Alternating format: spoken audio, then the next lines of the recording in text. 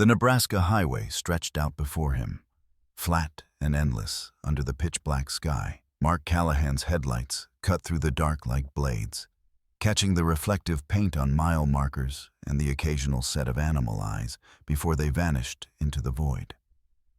11 hours into his run, his back ached against the worn seat of his Peterbilt. The CB radio hissed and popped with chatter.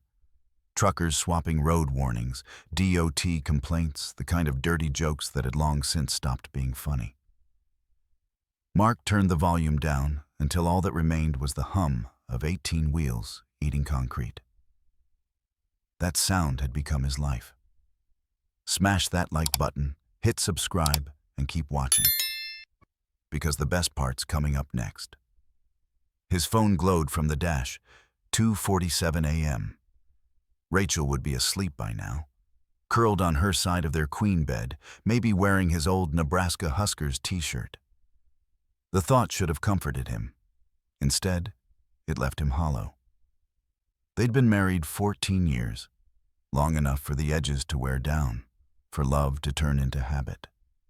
He could still see her as she was the night they met at a diner outside Omaha, her apron streaked with coffee, smile sharp and teasing as she refilled his cup. "You planning to drink the whole pot? Or just killing time?" she'd asked. He'd flirted back, young, cocky, convinced trucking was just a stepping stone until he saved enough to open his own repair shop. The shop never happened. The road swallowed him whole, 2 weeks out, 3 days home if he was lucky. By year 5, Rachel stopped asking about the shop. By year 8, she stopped talking about kids. By year 11, she stopped meeting him at the door. His phone buzzed. A text from Rachel. "You awake?" Mark frowned. She never texted this late anymore. He hit the voice-to-text button. "Yeah, baby, everything okay?" The 3 little dots appeared, disappeared, then came back again. Finally. "Couldn't sleep. Miss you. Miss you too. Home Sunday. I know." Counting the days. Even through a screen, he heard the lie. She wasn't counting anything. Their conversations had become scripts, words with no life behind them. Then his phone rang. Rachel's photo lit the screen, a snapshot from her sister's wedding years ago, back when her smile had been effortless. "Hey," he answered. "Hi." Her voice was thin, distracted. "Just wanted to hear you. You all right? You sound—" "I'm fine," she cut in, too quick. "It's just, nights get so quiet here." Mark wanted to tell her the truck got quiet too, that sometimes the silence pressed so hard against his skull it felt like drowning. But he only said, "Yeah, I know," then muffled, as if she'd covered the phone. "No, it's nothing." "Go back to—" When her voice returned, it was forced bright. "Sorry, someone's at the door." "At 3 in the morning?" "I think it's Mrs. Hollis' cat must have gotten out again. I'll call you back." The line clicked dead. Cold unease crawled his spine. Mrs. Hollis was 83. Her cat had been gone since 2018. Mark had buried the damn thing himself. He called again, straight to voicemail. Another try, same. 20 minutes later, a text arrived. "Sorry, fell asleep early. Talk tomorrow." Fell asleep early? She'd just called him, and Rachel never skipped her "I love you." Before he could dwell, his dispatcher, Big Joe, rang. "Got good news and bad news. Cincinnati loads canceled. Flooded warehouse. Still paying you, though. So I'm heading home. Unless you want to sit around till Monday." Home. 2 days early. He imagined surprising Rachel with bakery cinnamon rolls, maybe finding a way to patch whatever was broken. Then another text came. This one froze his blood. "Can't wait to see you tomorrow. He won't be back until Sunday." His hands trembled on the wheel. Maybe it was meant for her sister. Maybe about a coworker. Maybe anything else. But his gut knew. By dawn, Mark parked 3 blocks from his house. 18 hours behind the wheel, fueled by black coffee and dread. A silver Infiniti sedan sat outside. Too polished, too expensive for this neighborhood. Mark slipped in through the garage, using the spare key hidden under the fake rock. The smell hit him instantly. Cologne. Not his. Sharp, expensive. A man's wool jacket hung beside Rachel's purse. 2 wine glasses in the sink, lips stained red. Then laughter. From upstairs. Mark's chest nodded. He pulled out his phone, recording as he climbed, avoiding the squeaky steps. A man's shirt lay on the stairs. Rachel's green blouse, the one he bought last Christmas, dangled inside out from the banister. More laughter. A man's voice. "Come back to bed." Rachel's reply, playful in a tone he hadn't heard in years. "Make me." His vision tunneled. Every muscle screamed to kick the door down, but he forced himself to keep filming. Proof. Reality. At the top, the bedroom door was ajar. He could hear them. Couldn't bear to look. Held the phone steady anyway. 30 seconds. 30 years. Then he turned. Walked downstairs on autopilot. Sat in his recliner. Opened the drawer. Pulled out his Glock 19. Chambered a round. And waited. 43 minutes. That's how long he sat listening, counting each second to keep from storming in. When they finally came down, Rachel wore his flannel shirt, glowing, laughing. The man followed in boxers and his striped dress shirt. Young, polished, soft hands. Rachel saw Mark first.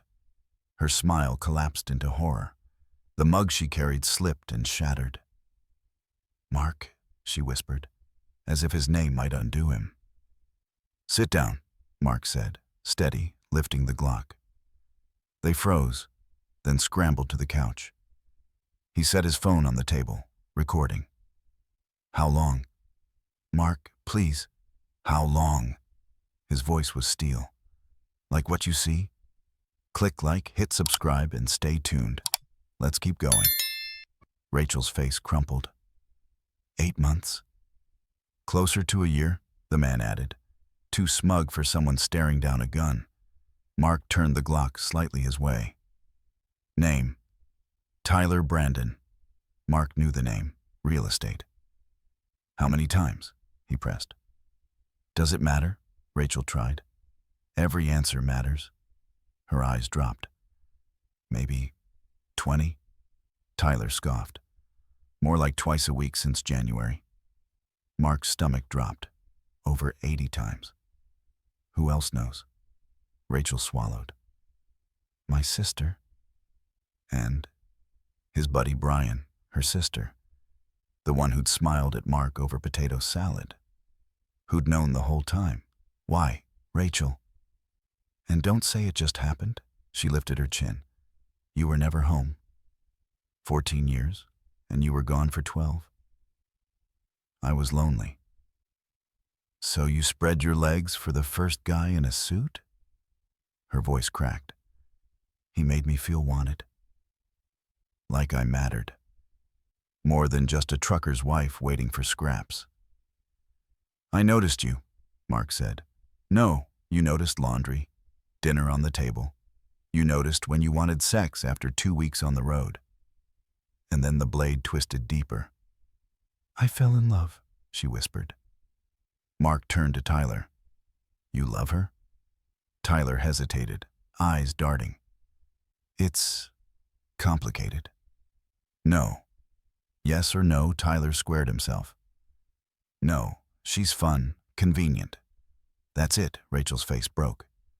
"But you said—" "I said what you wanted to hear. You think you're the only married woman? You're not even the only one this month." Rachel slapped him. The crack echoed. Mark's voice cut clean. "Both of you. Phones out. Record a confession, every detail.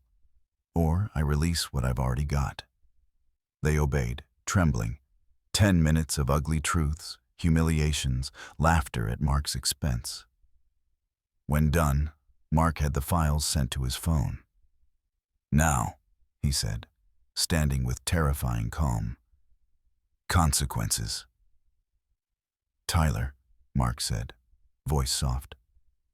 "Up." The man obeyed, shaking.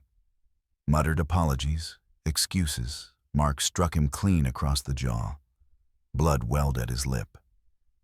"That was personal," Mark said flatly. Tyler sputtered threats of charges. Mark laughed. "On what evidence? A video of you admitting to screwing my wife in my bed? Please, call the cops."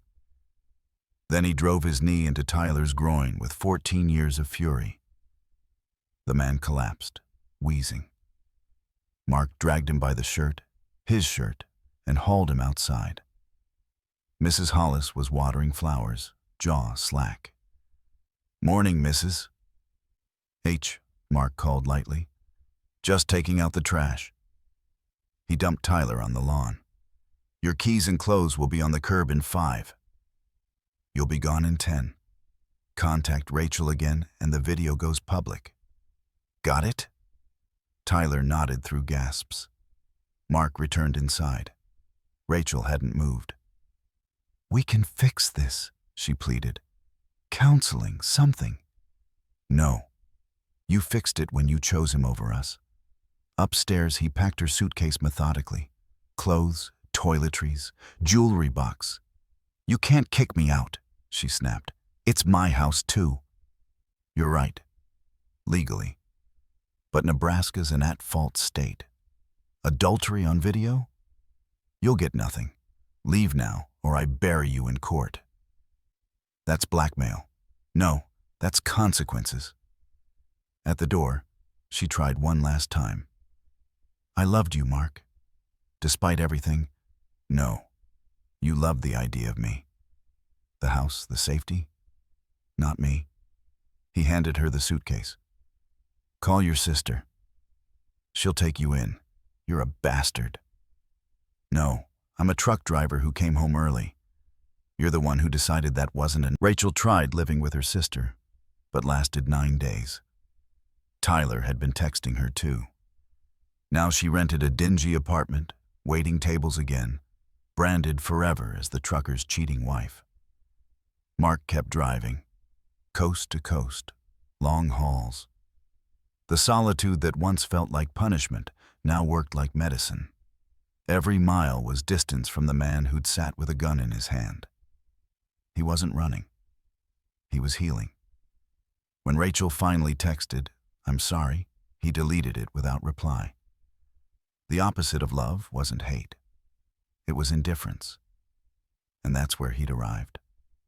One night, watching the sun bleed across Wyoming's mountains, Big Joe called with a new offer, a steady route, home every weekend. For the first time in years, Mark thought about a future. Not for Rachel, not for anyone else, for himself. He finished his coffee, climbed back into his truck, and pulled onto the highway.